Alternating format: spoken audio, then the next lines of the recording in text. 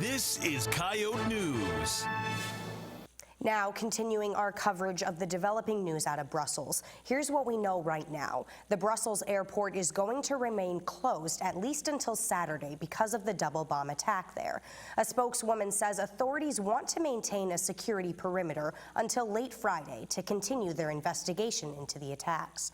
The bombings Tuesday at Brussels airport and a city subway station left 34 dead, including 3 bombers, and wounded 270 people. Coyote News' Michaela Feldman has more. Kathleen, I had the opportunity to sit down with aviation security expert Dr. Nordyke to discuss what yesterday's attack means for not only Europe and the United States, but also for USD students. The Brussels airport still remains closed today after yesterday's attacks. Are there any improvements airports should be making in the wake of this, such as moving security closer?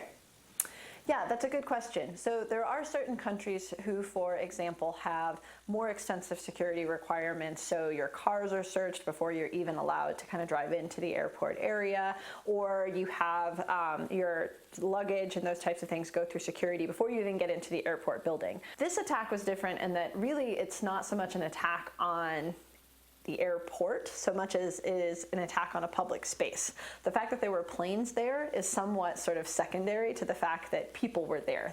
So whether or not we should further secure that space is really debatable. The inconvenience that that would cause, or the cost in terms of time and money that would cause to many travelers, many Western democracies would decide that that really wasn't worth it.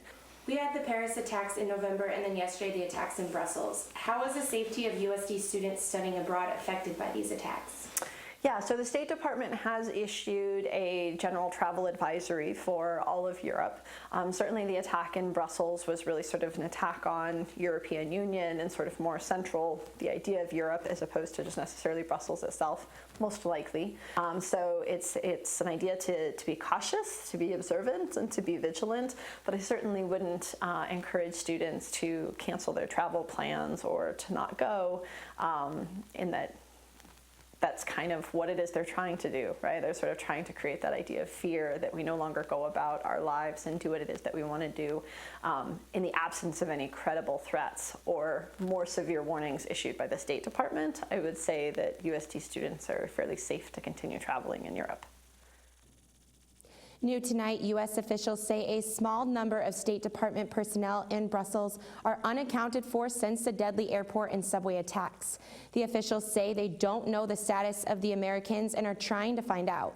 Kathleen, earlier a State Department spokesman said about a dozen U.S. citizens were known to be injured. A number of other Americans remain unaccounted for.